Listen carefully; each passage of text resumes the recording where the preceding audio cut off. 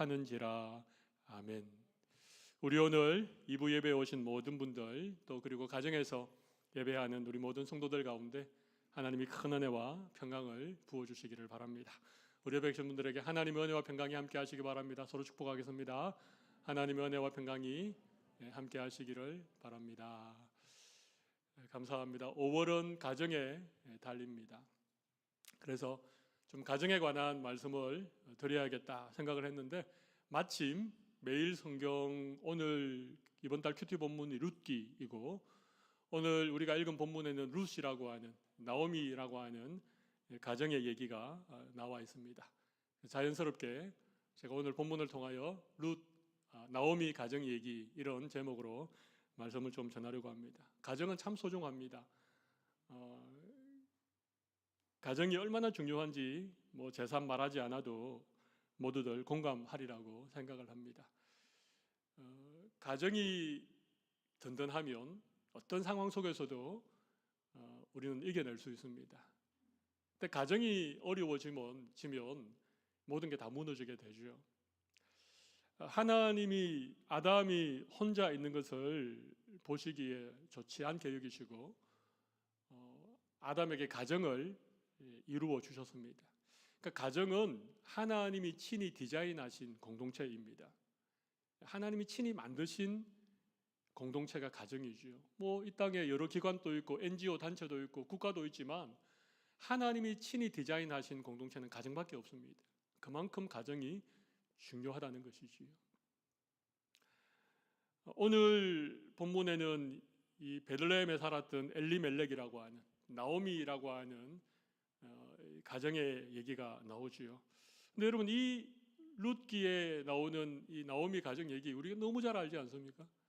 성경에 아주 잘 알려진 에피소드 가운데 하나가 룻기의 이야기입니다. 베들레헴에 살던 엘리멜렉이라고 하는 이 사람이 그 땅에 큰 흉년이 임하자 그의 아내 나오미와 아들 둘, 말론과 기럨을 데리고 모압 지방으로 그렇게 이주해서 살아가게 되어집니다. 그러다가 그곳에서 엘리멜렉이 죽고 그 두 아들이 모압 여인을 아내로 맞이했는데, 그 아들이 또 두 아들이 죽게 되어지는, 그래서 정말 그야말로 과부 세 사람만 남아있는 이런 얘기 잘 알지 않습니까?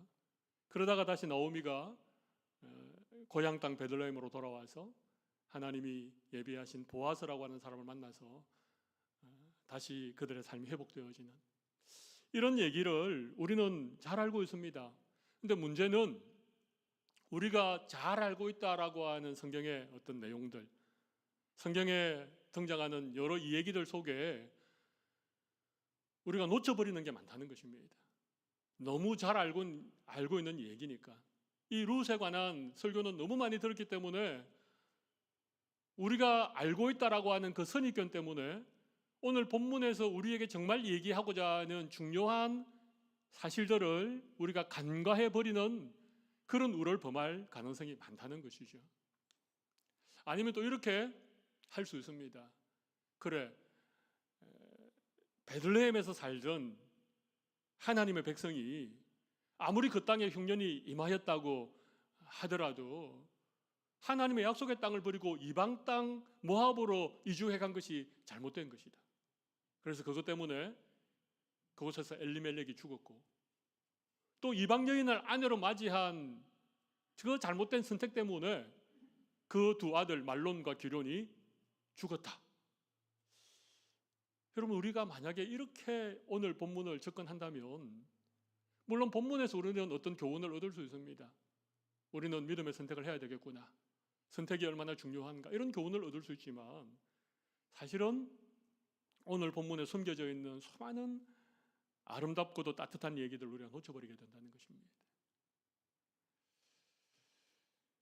그래서 저는 오늘 여러분들에게 좀 몇 가지 주제를 가지고 말씀을 전하고 싶은데요. 첫 번째는 지나친 도식화가 가지는 위험성입니다. 지나친 도식화의 위험이라고 하는 것입니다. 좀 제목이 어렵죠? 지나친 도식화의 위험. 도식화라고 하는 건 뭡니까? 어떤 것에 어떤 속뜻을 헤아리기보다는 그냥 어떤 드러나는 형식이나 이런 것들로만 규정 지어버리는 이런 걸 도식화라고 그러죠. 네. 오늘 얘기를 너무나 도식화하는 우려가 사실은 있다는 것이죠. 제가 앞서 말씀드린 것처럼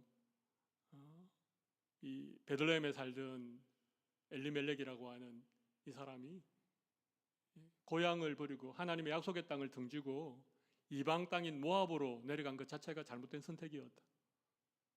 그래서 그것 때문에 엘리멜렉이 그곳에 죽었고 그곳에서 이방 여인을 아내로 맞이했던 말론과 기론 또한 하나님의 징계를 받아서 그곳에서 죽었다. 그렇게 얘기하는 것이 도식화입니다. 물론 그럴 수 있습니다만은 여러분 한번 생각해 보십시오. 지금 이 나오미라고 하는 여인이 겪었던 말할 수 없는 고통에 대해서 한번 생각해 보십시오.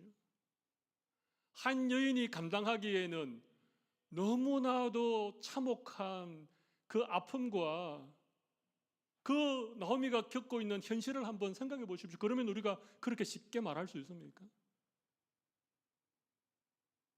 이방 땅에 내려간 것 때문에 그런 징계를 받았다라고, 이방 여인과 결혼한 것 때문에 그렇게 두 아들이 죽어나갔다라고 그렇게 말할 수 있습니까? 이건 너무 지나치게 도식화하는 것입니다.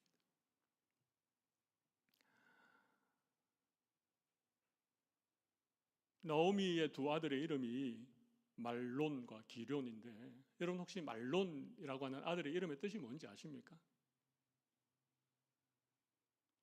말론은 이 약골 그런 뜻입니다. 약골. 그러니까 이 말론이라고 하는 아들은 태어날 때부터 굉장히 약골로 태어났습니다. 건강이 좋지 않았습니다. 둘째 아들의 이름이 기럨인데 여러분 기럨의 뜻은요 더 노골적입니다. 병자, 뭐 슬픔 이런 뜻입니다. 여러분 유대인들이 어떤 사람이 이름을 지을 때 그냥 짓지 않지 않습니까? 의미를 부여해서 짓는데 두 아들의 이름이 하나는 약골이고 하나는 병자입니다. 이 말은요 이들이 건강 상태가 굉장히 좋지 않았다는 것입니다. 그런데 그 땅에 기근이 들었습니다. 큰 흉년이 들었습니다. 사사시대에는 흉년이 자주 들었습니다. 왜냐하면 하늘에서 비가 내리지 않거나 자연재해가 있으면요 어떻게 손쓸 수 있는 방법이 없으니까 흉년이 들면 쉽게 얘기하면 굶어야 됩니다.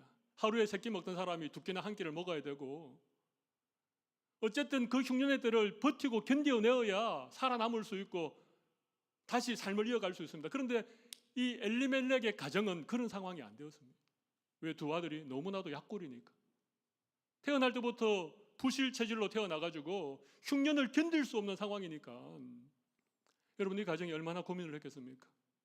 흉년은 계속되고 아이들은 먹을 것이 없고 건강한 사람들이라면 흉년을 버텨낼 수 있을 텐데 태어날 때부터 약골로 태어난 이 말론이 태어날 때부터 어떤 지병을 가지고 있는 이 기럨이 여러분 이 흉년의 시기를 이겨낼 수 있겠습니까? 그러니까 이 엘리멜렉의 뜻은 하나님, 나의 하나님은 나의 왕이시다. 그런 믿음을 가진 이름이잖아요. 이 엘리멜렉이 얼마나 많은 고민을 했겠습니까? 그리고 어쩔 수 없이 그래도 먹을 거리가 있는 모압 땅으로 가족들을 데리고 이주해 갑니다. 여러분 이런 이 나오미의 가정 엘리멜렉의 이 깊은 고뇌와 여러분 이런 걸 한 번이라도 생각해 보신 일이 있으십니까?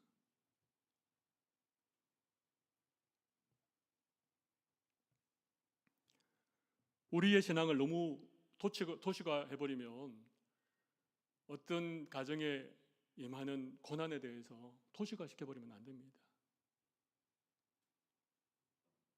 뭐 신앙생활 그렇게 하더니 그렇게 될 줄 알았어.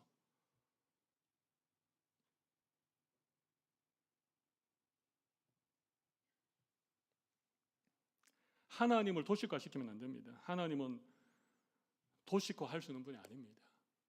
우리 조직신학의 신론이라고 있습니다. 하나님은 전능하시고 하나님은 불변하시고 그런 거 있지 않습니까? 하나님은 무소부재하신 분이시고 근데 하나님에 대한 신론으로 하나님을 규정할 수 있습니까? 성경에는 하나님에 관한 얘기가 많이 나옵니다. 하나님이 6일 동안 천지를 창조하셨고 애굽 땅에서 자기 백성들을 구원하여 가나안 땅에 이주시키셨고 뭐 이런 얘기 많이 나오지 않습니까?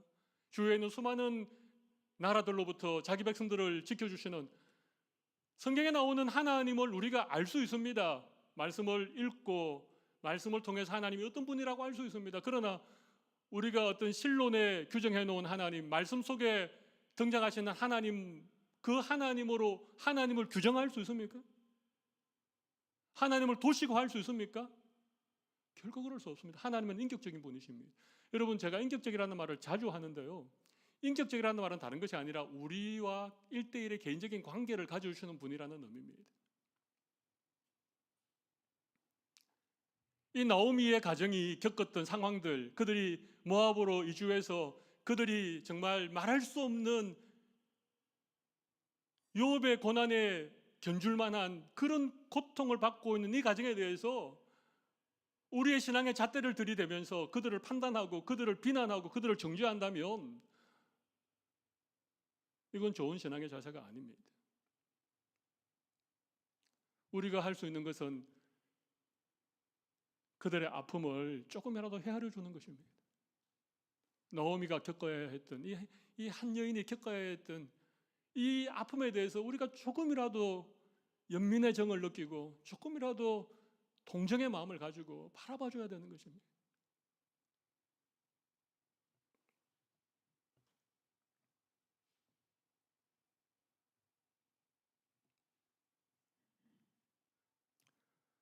그런데 보십시오. 다시 한번 오늘 이 가정을 한 번 더 보시면 좋겠습니다. 이 가정에는 숨겨진 따뜻한 얘기들이 많이 들어 있습니다. 두 번째 생각해 볼 주제는 숨어 있는 따뜻한 이야기들입니다. 오늘 보면 6절을 한번 보실까요? 그 여인이 모압 지방에서 여호와께서 자기 백성을 돌보시사 그들에게 양식을 주셨다함을 듣고 이에 두 며느리와 함께 일어나 모압 지방에서 돌아오려 하여. 자, 나오미가 하나님께서 자기 백성들을 돌보셔서 그곳에 양식을 주셨다는 소식을 듣게 되는 것입니다. 이 얘기는 나오미는 여전히 하나님에 대한 믿음을 가지고 있었다는 얘기입니다. 그리고 지금 두 며느리와 함께 모압 땅에서 다시 베들레헴으로 돌아오려고 합니다. 7절, 있던 곳에서 나오고 두 며느리도 그와 함께하여 유다 땅으로 돌아오려 길을 가다가 8절, 나오미가 두 며느리에게 이르되 너희는 각기 너희 어머니의 집으로 돌아가라. 너희가 죽은 자들과 나를 선대한 것 같이 여호와께서 너희를 선대하기를 원하며. 어머니와 함께, 시어머니와 함께 자기의 고향을 떠나서 그 이방 땅인 베들레헴으로 같이 가려고 동행했던 이 두 며느리에게 나오미가 뭐라고 그럽니까? 이 두 며느리의 상황을 배려한 것입니다. 그리고 너희는 각기 어머니의 집으로 돌아가라. 너희가 나와 죽은 자들에 대해서 선대한 것처럼 하나님께서 너희를 선대해 주시기를 정말 원한다. 이건 시어머니가 며느리들을 축복하는 것이죠. 너희들이 정말 힘들고 어려운 상황 속에서 너희들이 최선을 다하고 정말 그렇게 선대한 것을 내가 알고 있다. 그래서 하나님께서 너희들을 선대해 주실 테니까 너희 어머니의 집으로 돌아가라. 9절, 여호와께서 너희에게 허락하사 각기 남편의 집에서 위로를 받게 하시기를 원하노라 하고 그들에게 입맞춤에 그들이 소리를 높이 울며. 여러분, 8절에도 여호와께서 너희를 선대하기를 원한다, 이런 나오미의 고백을 들을 수 있죠. 9절에도 여호와께서 너희에게 허락하사. 이 나오미의 얘기 가운데 계속해서 하나님의 이름이 등장하고 있습니다. 이 여인이 고향 떠나서 이방 모압 땅으로 내려갔다고 해서 믿음을 다 잊어버린 게 아니었습니다. 그 모압 땅에서도 여전히 하나님을 향한 믿음을 가지고 있었던 것이 분명합니다.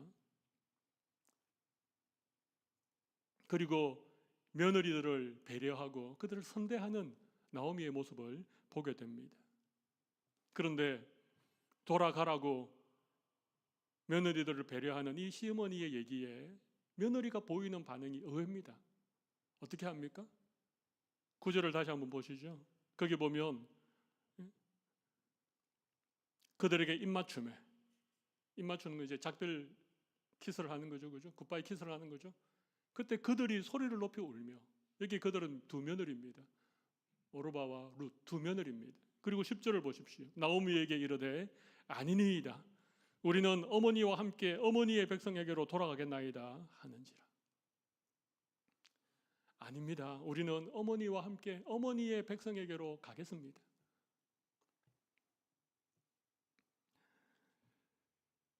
우리가 6절부터 10절까지를 읽었지만 여러분 저는 참 놀랍다고 생각합니다.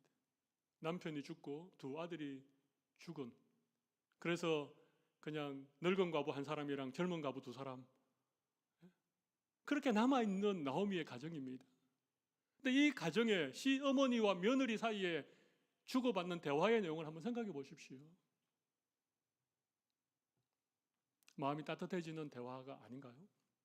여기엔 두 가지가 있습니다. 하나는 하나님에 대한 신뢰가 있다는 것입니다. 하나님에 대한 신뢰가 있다는 것입니다. 또 하나는 서로 간에 사랑이 있다는 것입니다. 시어머니와 며느리, 그 어렵다는 고부 간에 갈등이 존재하는 것이 아니라 서로를 사랑하는 그런 따뜻한 사랑의 마음이 이 본문 속에 담겨져 있는 것입니다. 그리고 11절, 우리가 본문으로 읽진 않았지만 11절 12절에 보면 나오미가 며느리들을 부른 호칭이 나옵니다. 뭐라고 부릅니까? 나오미가 이르되 내 딸들아 돌아가라. 12절에도 내 딸들아 되돌아가라. 여러분 며느리를 딸이라고 부르고 있습니다. 여러분 혹시 미친 여자 시리즈 아십니까? 결혼한 아들을 자기 아들이라고 생각하는 사람은 약간 이상한, 아들은, 결혼한 아들은 뭡니까? 내 아들이 아니고 며느리의 남편이죠. 네. 별로 재미없는 얘기를 해서 죄송합니다. 근데 지금 며느리를 딸이라고 부르고 있습니다. 이 진짜 정신 나간 시어머니죠. 여러분 이 고부 갈등은 동서양을 구분하지 않고 다 존재하는 어려운 관계입니다. 그렇지 않겠습니까? 더군다나 아들들이 죽었습니다. 그러니까 사실은 너무나도 어려울 수밖에 없는 그런 관계인데 말이죠. 시어머니는 며느리를 향해서 딸이라고 부르고 이 며느리들은 어머니가 가는 곳에 저희들도 가겠습니다라고 어머니를 따라 나서고 있는 것입니다. 시댁이 얼마나 어려운지 며느리들이 시금치를 안 좋아한다 그러죠. 시월드에 안 간다 그러죠. 시푸드 뷔페는 아예 안 간다고 합니다. 가끔 시푸드를 좋아하는 며느리들이 있긴 있지만 그 정도로 어려운 관계인데 지금 나오미와 며느리 사이에는 전혀 그렇지 않습니다. 그리고 16절 17절 너무나도 유명한 룻이 고백한 그런 내용을 한번 들어보시죠. 룻이 이르되 내게 어머니를 떠나며 어머니를 따르지 말고 돌아가라 강건하지 마옵소서. 어머니께서 가시는 곳에 나도 가고 어머니께서 머무시는 곳에 나도 머물겠나이다. 어머니의 백성이 나의 백성이 되고 어머니의 하나님이 나의 하나님이 되시리니 어머니께서 죽으시는 곳에서 나도 죽어 거기 묻힐 것이라. 만일 내가 죽는 일 외에 어머니를 떠나면 여호와께서 내게 벌을 내리시고 더 내리시기를 원하나이다 하는지라. 여러분 룻이 진짜 시어머니인 나오미를 사랑했습니다. 그리고 존경하고 신뢰했습니다. 그리고 이 룻의 고백 속에 하나님에 대한 분명한 믿음의 고백이 들어있다는 것을 우리 발견할 수 있습니다. 여러분 과연 이 나오미의 가정이 이방 땅 모압으로 이주해서 신앙을 다 내팽개치고 불신 결혼을 해서 우상을 섬겼던 그런 가정입니까? 절대로 그렇지 않습니다. 이 가정은 신실한 믿음의 가정이었습니다. 비록 이방 며느리 두 사람을 보았지만 이 며느리들과 함께 하나님을 섬기는 삶을 살았던, 여러분 그냥 시어머니가 며느리에게 명령하듯 내가 지금까지 결혼하기 전에 섬겼던 모압의 우상들은 버리고 이제 우리 가정은 여호와를 섬기니까 여호와를 섬겨야 된다. 그렇게 말한다고 해서 며느리가 하나님을 믿는 믿음이 생깁니까? 결코 그럴 수 없습니다. 이건 나오미의 신앙과 삶이 두 며느리들이 볼 때에는 정말 참되고 진실한 믿음을 가졌기 때문에 그런 것입니다. 그러니까 이 며느리가 하나님에 대한 믿음을 가지게 된 것이죠. 그러니까 우리가 이 엘리멜렉의 가정이 이방 땅으로 이주해 갔기 때문에 하나님의 징벌을 받아서 엘리멜렉이 죽었다. 그 두 아들이 이방 여인과 불신 결혼을 했기 때문에 하나님이 징계를 내리셔서 그 두 아들이 죽었다. 그렇게 말하는 것은 이 룻기의 내용을 몰라도 너무 모르기 때문에 그렇게 말하는 것입니다. 이 얘기 속에 다 담을 수 없는 사연들이 있겠지요. 그러나 중요한 것은 남겨진 세 사람, 나오미와 두 며느리는 여전히 하나님에 대한 신뢰와 서로에 대한 사랑이 있었다는 것입니다. 이 나오미의 가정에 임하는 이 엄청난 이 어떤 고난, 이 극한 어떤 슬픔을, 이 아픔을 여러분 이겨낼 수 있는 비결이 여기 두 가지인 거예요. 두 가지입니다. 하나는 하나님에 대한 신뢰와 또 하나는 서로에 대한 사랑입니다. 중요한 얘기를 제가 들었습니다. 지금 나오미의 가정에서 겪었던 말할 수 없는 이 고난과 이 아픔과 이 절망 가운데에서 이들이 그것을 극복해낼 수 있던 두 가지 비결이 무엇이라고요? 하나는 하나님에 대한 신뢰입니다. 여러분, 나오미의 입에서 하나님을 원망하는 얘기가 하나도 나오지 않습니다. 또 하나는 서로 간의 사랑입니다. 시어머니는 며느리를, 며느리는 시어머니를 사랑하고 존중하고 서로 배려하고 있습니다. 여러분, 만약에 나오미가 한마디라도 섭섭한 얘기를 며느리들에게 했다고 생각해 보십시오. 니네들이 시집 와가지고 멀쩡하던 두 아들이 죽었다. 그렇게 말할 수 있지 않겠습니까? 내가 결혼하고 보니까 이렇게 병량한 남자였네. 내가 속았다. 그런 말 할 수 있지 않겠습니까? 근데 전혀 그런 뉘앙스가 본문 속에 나타나지 않습니다. 남편을 잃어버리는 극한 슬픔 속에 있었지만 모압 땅에도 또 흉년이 임해서 살아갈 길이 막막한 그런 상황 속에 있었지만 이들은요 하나님을 여전히 신뢰하고 서로를 사랑했습니다. 서로 원망하지 않았습니다. 남 탓하지 않았습니다.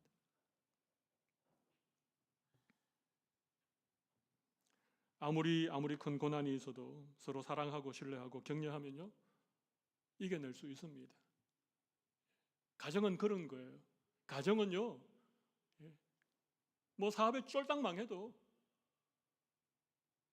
어떤 불행한 사고가 닥쳐도 가정 안에서 서로 사랑하고 서로 신뢰하고 서로 배려하면요 그걸 이겨내는 거예요. 이겨냅니다. 오히려 가족 간의 사랑이 더 돈독해지고 가정이 더 똘똘 뭉쳐서 고난을 통해서 오히려 더 놀라운 하나님의 은혜를 경험하게 되는 것이죠. 저는 우리 사랑의 교회 모든 성도들의 가정이 이런 가정이 되면 좋겠습니다. 나오미 가정 같은, 특별히 고부간의 갈등이 있으신 가정들은 오늘 말씀을 잘 귀담아 들으시면 좋겠습니다.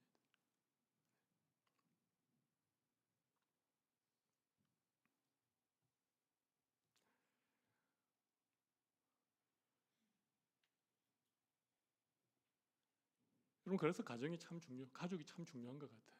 네. 하나님이 이 가정을 세우시고 우리를 가족으로 불러주신 이유가 전 여기 있다고 생각합니다. 왜냐하면 세상이 참 각박하거든요. 우리가 살아가면서 너무나도 엄청난 일을 정말 많이 겪거든요. 가슴 아픈 일들도 겪고 오해도 받고 실패도 경험하거든요. 그런데 끝까지 내 편이 되어주고 끝까지 나를 믿어주는 사람들은 가족밖에 없습니다. 아내가 남편을 믿어주고 남편이 아내를 사랑하는 그것 때문에 버텨내는 것입니다. 모든 사람들이 다 손가락질해도 어머니는 자기 아들을 사랑합니다. 그게 가족이기 때문에 그렇습니다.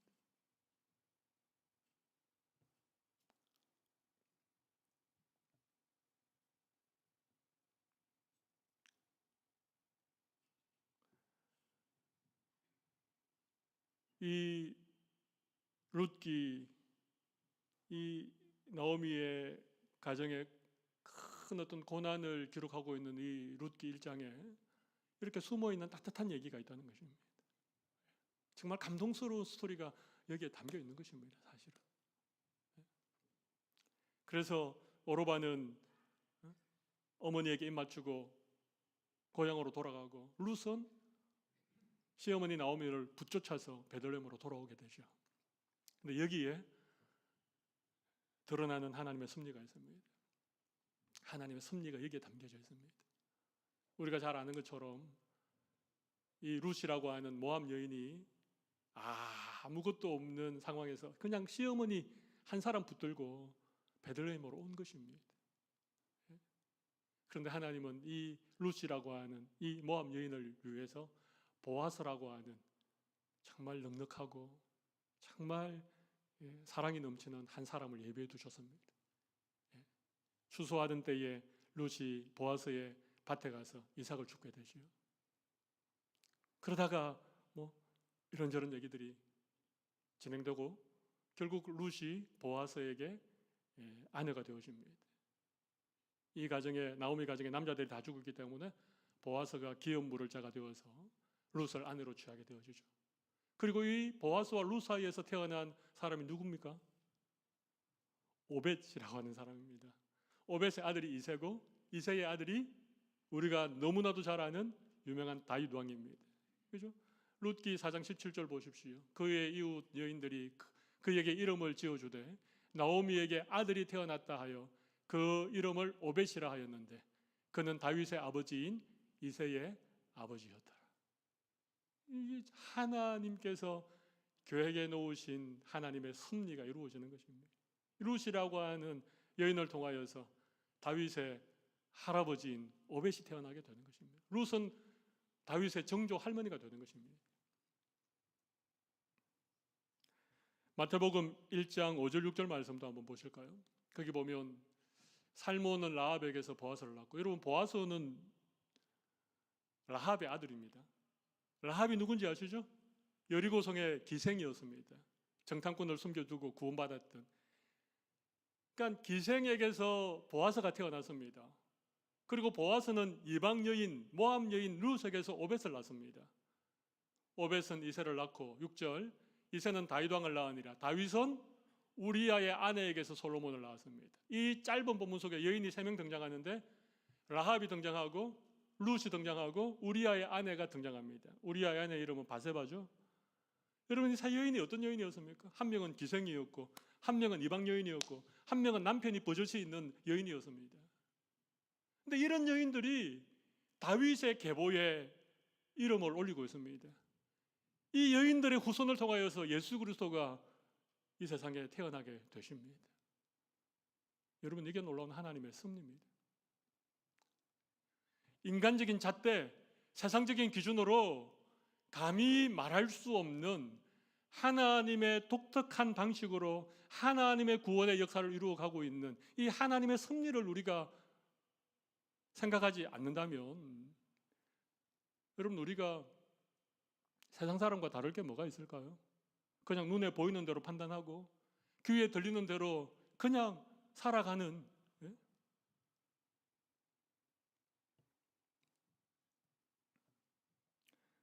룻기는 하나님의 구원의 섭리가 가장 잘 담겨져 있는 성경의 이야기입니다. 한 가정에 너무나도 고통스러운 불행이 찾아왔지만 그러나 하나님을 신뢰하고 서로 사랑하는 이 시어머니와 며느리인 나오미와 룻을 통하여서 하나님께서 다윗의 계보를 이루어가고 계시는, 우리의 구원의 역사를 이어가고 계시는 하나님의 놀라운 섭리가 담겨있는 얘기가 룻기의 이야기입니다. 말씀을 정리하도록 하겠습니다. 여러분, 우리가 신앙생활 하는데 우리의 신앙을 너무 지나치게 도식화하지 맙시다. 어떻게 하면 복을 받고 어떻게 하면 벌을 받고, 남의 얘기를 그렇게 무자르듯이 하시면 안 됩니다. 그 사람의 속내를 들여다보신 적이 있습니까? 그 가정의 숱한 아픔들을 한 번이라도 헤아려 보신 적이 있습니까? 그렇게 할 수밖에 없었던 그분의 수많은 잠 못 이루지 못한 밤에 대해서 우리가 조금이라도 이해하려고 하는 노력을 해보셨습니까? 그런 것 없이 그냥 어떤 신앙의 도식화에 따라서 마음대로 판단하고 마음대로 비난하고 마음대로 정죄하면 하나님으로부터 더 큰 정죄를 우리가 받게 되어집니다. 신앙을 도식화하지 않으시기를 바랍니다. 우리가 정말 할 수 있는 것은 함께 아파해 주는 것입니다. 함께 울어주는 것입니다. 함께 기뻐해 주는 것입니다. 그리고 하나님이 이 험한 세상을, 고난이 많은 이 땅을 그래도 우리가 믿음으로 살아갈 수 있도록 우리에게 허락하신 가족이라고 하는 이 소중한 공동체를 우리가 잘 지켜나갈 수 있었으면 좋겠습니다. 가정을 지키는 두 가지는 뭡니까? 하나는 하나님을 신뢰하는 것과 또 하나는 서로를 사랑하는 것입니다. 조건 없이 사랑하는 것입니다.